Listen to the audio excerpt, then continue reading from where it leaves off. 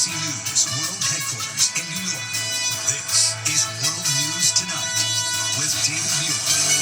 Good evening, and it's great to have you with us here on a very busy Thursday night. And we begin tonight with the deeply moving images from the Vatican. More than 90,000 mourners from around the world paying their respects to Pope Francis. And tonight, our Terry Moran will take us inside St. Peter's Basilica so you can see it for yourself. So many people wanting to see Pope Francis, the Vatican keeping the doors open overnight until 5:30 in the morning. And even then, thousands were still waiting, the line stretching up to a mile at times. Terry inside the Basilica today with people from all over the globe and from all walks of life, and what he heard from Americans who were in that line and how it moved them. Security is tight in St. Peter's Square, where the funeral mass will be observed early Saturday morning. We'll carry it live right here on ABC, starting Saturday morning at 3:30 a.m. Some 50 heads of state, including President Trump, President Zelensky, and Britain's Prince William.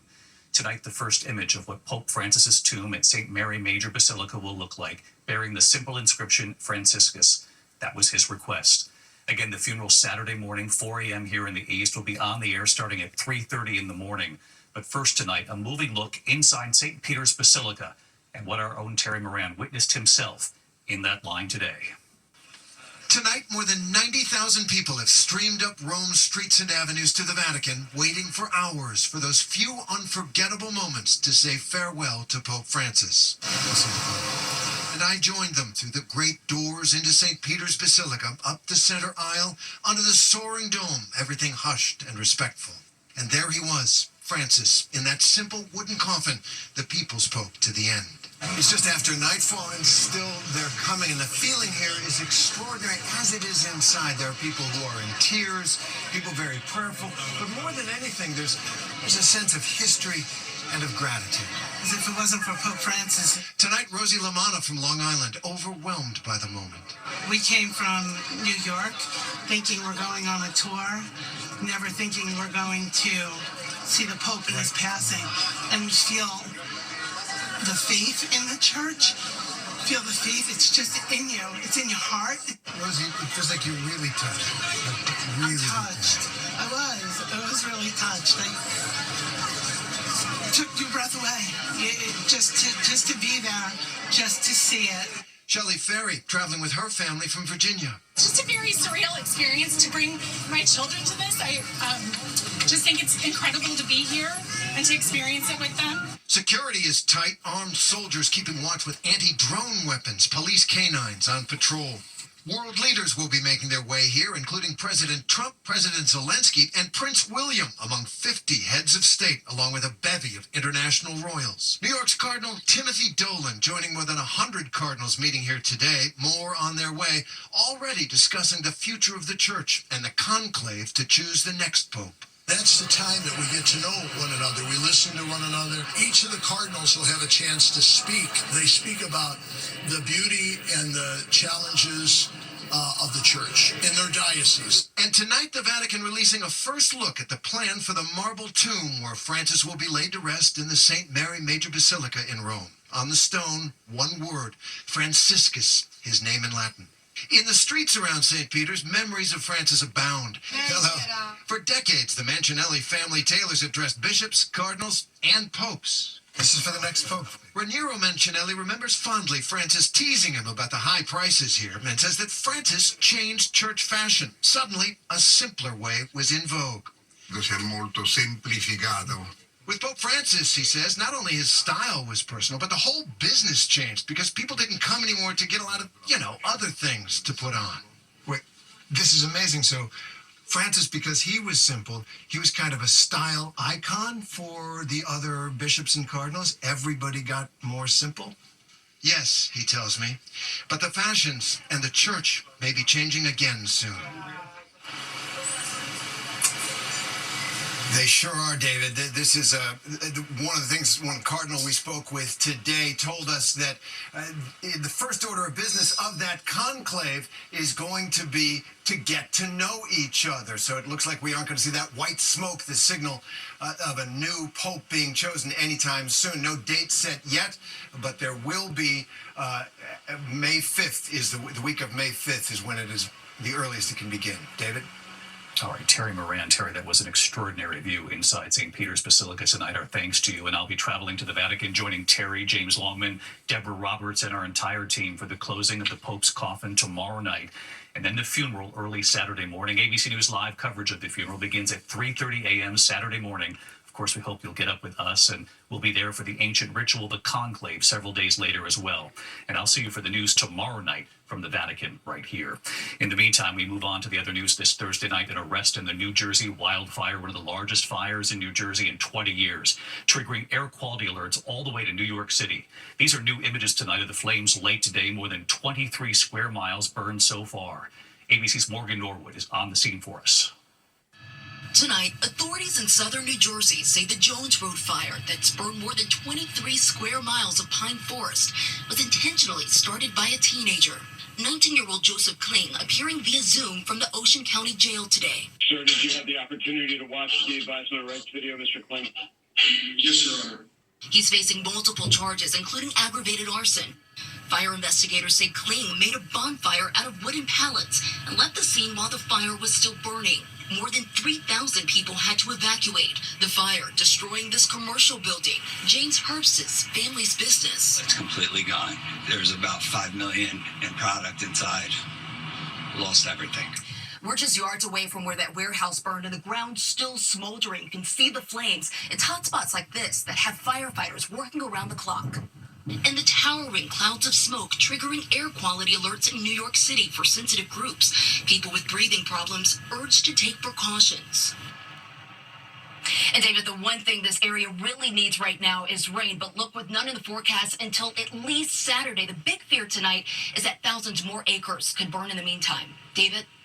All right, Morgan Norwood on the scene for us. Morgan, thank you. Let's get right to Chief Meteorologist Lee Goldberg from our New York station, WABC. And of course, Lee, the question, when will the smoke clear out, the air quality improve, and some rain on the way will help?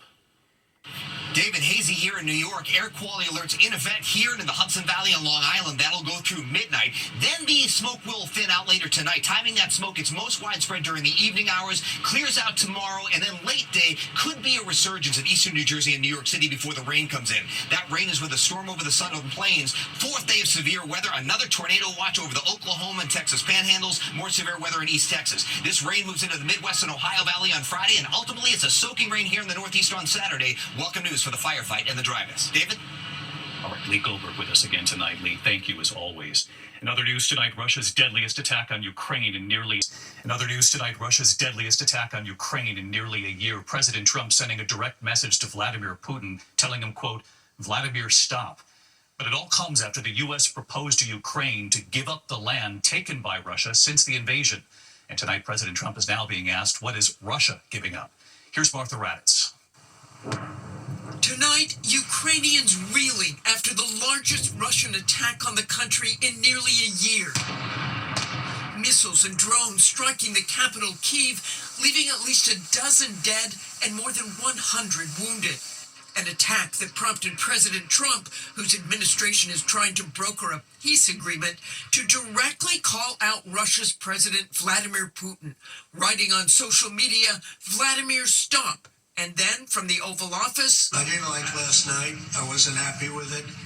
And we're in the midst of talking peace, and missiles were fired. The strikes coming just hours after Trump lashed out at Ukraine's President Volodymyr Zelensky for rejecting the U.S. peace proposal that would prohibit NATO membership for Ukraine and would force Ukraine to give up land that Russia has seized since its invasion, in addition to giving up Crimea. Zelensky saying, we will negotiate, we will not surrender. Today, in a meeting with NATO ally Norway, Trump was asked what concessions he is asking of Russia, the country that invaded Ukraine. Stopping the war, stopping taking the whole country. Pretty big concession. Certainly not a big concession in the eyes of President Zelensky, who would have to allow Russia to keep land it seized illegally. Zelensky saying there must be real pressure on Russia to stop this. Russia continues killing civilians. That means Putin is not afraid.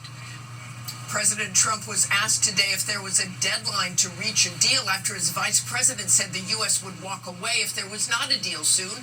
Trump said he has his own deadline, and after that, he said we're going to have a much different attitude. David? All right, Martha Rabbit's in Washington for us tonight. Martha, thank you. We turn now to President Trump's tariffs. And tonight, the U.S. and China sending conflicting messages over President Trump's tariffs, upending global markets and the U.S. economy. After President Trump insisted the two sides were actively discussing tariffs, China calling it fake news, a Chinese official saying there have been no talks. Rachel Scott is at the White House. Get along very well. Tonight, China pushing back hard on a claim President Trump has been making for days, that negotiations to end the trade war are well underway. Are you talking to them actively now? Actively. Everything's active. But tonight, China calling that, quote, fake news. A top Chinese official saying, quote, as far as I know, China and the United States have not held consultations or negotiations on the tariff issue, let alone reached an agreement. Today, reporters pressing the president. Can you clarify with whom the U.S. is speaking with China? They're saying it's fake news that trade talks are happening. Well, they had a meeting this morning, so I can't tell you. It doesn't matter who they is. We may reveal it later, but they had meetings this morning. He never did reveal that information. It comes with the president under increasing pressure to bring the trade war he started to a close. Major retailers like Target and Walmart have warned him shelves could go empty in a matter of weeks if he keeps in place his staggering 145% tariffs on goods from China. His own Treasury Secretary acknowledges the tariffs amount to an embargo. Already shipments from China starting to dry up. The number of cargo ships arriving from China into the ports of Los Angeles and Long Beach next week will be down 29%. And as President Trump approaches 100 days in office, a new AP poll out tonight shows only 37% of Americans approve of how he's handling the economy, a key factor in his election victory. And the same number, just 37%, approve of how he's handling trade negotiations. The White House says they have had successful meetings with other countries, including South Korea, but so far no deals have been announced, and it's still unclear if there are even negotiations with China, David. Rachel Scott reporting from the White House tonight. Rachel, thank you. Now to the president's immigration efforts. Tonight, a second federal judge has now ordered the return of another migrant deported to El Salvador. Judge Stephanie Gallagher, a Trump appointee, ruling that the migrant named only as Christian, a 20-year-old from Venezuela, was deported despite being protected by a settlement agreement as an asylum seeker who came to the U.S. as an unaccompanied minor. As in the case of Kilmar Abrego Garcia, the judge ordering the government to facilitate Christian's return. Tonight, two separate courts blocking the Trump administration's efforts to ban DEI, diversity efforts in public schools, in rulings just hours apart. The broader of the two rulings by a federal judge in Maryland finding that the withholding of federal funds from all K-12 schools that participate in diversity and equity initiatives was enacted unlawfully, violating the Administrative Procedure Act. The policy is now on hold nationwide. We turn now to the toxic scare killing dozens of dolphins, sea lions, and now whales have died as well. Environmental officials calling the shoreline an extreme danger zone along parts of California. ABC's Matt Gutman on the scene. Tonight, those distressing scenes up and down the Southern California coastline.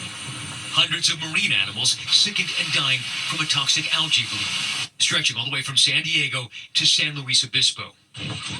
In just the past week, researchers say they've recovered more than 50 dead or dying dolphins in Los Angeles County. It's the worst we've ever seen here in Southern California. It's unprecedented. The bloom produces a neurological toxin called domoic acid, which scientists say can cause affected animals to become more aggressive and suffer from seizures and disorientation. Experts say sea lions and dolphins are especially vulnerable. The fish are eating the small plankton that includes the algae, unfortunately, collecting that in their bodies, and then the sea lions and dolphins, and now we've also seen whales being affected. David, algal blooms are natural occurrences, but scientists tell us that the debris from those devastating wildfires and fertilizer runoff after those atmospheric rivers this winter have exacerbated the problem, hitting marine animals especially hard. David. All right, Matt Gutman reporting from Southern California tonight. Matt, thank you. When we come back here, the sentence tonight after the deadly parade shooting on the 4th of July, what the judge said to the convicted murderer. Also later here, the NFL draft here at ABC. Who will be the #1 pick? We're there tonight. And then the chilling video tonight, police say it shows a teenage girl being followed by a stranger. Authorities say her quick thinking and what she said to other strangers that helped save her life. Tonight, the gunman convicted of a deadly mass shooting at a July 4th parade outside Chicago has been sentenced to 7 life sentences, one for each person he killed. Robert Crimo III pleaded guilty to the 2022 attack. Survivors giving emotional testimony at his sentencing, the judge saying he showed a, quote, complete disregard for human life. Police say a girl's quick thinking helped save her life and get away from potentially a dangerous stranger in Delaware County, Pennsylvania. The suspect seen on video allegedly following the girl, yelling inappropriate comments. She ran to a store owner, pointed to his wife, who she didn't know, but pretended she was her aunt, saying, "Is that my Aunt Rachel?" The couple taking her inside, locking the door. The suspect then arrested. The mother now thanking that couple for helping to save her daughter. When we come back here tonight, the popular new device crashing major websites, including Target and Walmart tonight. What's behind this? And then the NFL Draft live here on ABC, the new stars taking the stage a short time from now. To the index tonight, excited customers crashing multiple websites, signing up for pre-sale orders of the popular gaming device, the Nintendo Switch 2. Target, Best Buy, Walmart, and GameStop all overwhelmed by the demand. Nintendo had delayed orders in the U.S. after President Trump had revealed his tariffs. A lot of excitement about it today. When we come back tonight, night 1 of the NFL Draft, live right here on ABC. A lot of speculation tonight. Who will be the #1 pick? It's time to be legendary. My family has been behind me every step of the way. They're a big reason why I am who I am today. Been something I dreamed of since I was a little kid. Welcome to the NFL Draft. Tonight on ABC. Finally tonight here, night 1 of the NFL Draft right here on ABC at ABC's Ike Kachachi in Green Bay tonight. Tonight, all eyes on Green Bay, Wisconsin, hosting the NFL Draft for the first time. More than 250,000 visitors expected. And at Lambeau Field, watch out for former University of Miami quarterback Cam Ward. How about Cam Ward and Matt Armtown? Expected to be the #1 draft pick, going to the Tennessee Titans. Ward finishing his Division I career with the most total touchdowns in college history. Remarkable, given his improbable journey after receiving just one scholarship offer out of high school.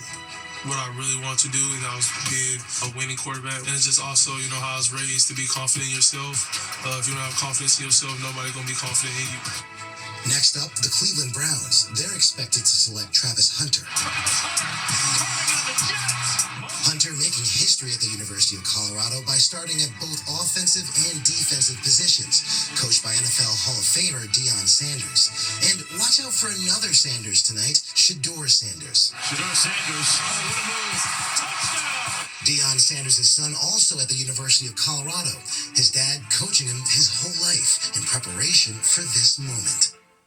David, it's all about to happen just right behind me here. 32 players will have their names announced tonight. 257 names announced over the next 3 days. So many life-altering moments to celebrate, and we'll be here for every last one of them. David? All right, Mike, thanks so much. The NFL Draft airs live on ABC beginning at 8 p.m. Eastern. I'll see you tomorrow night live from the Vatican. Good night.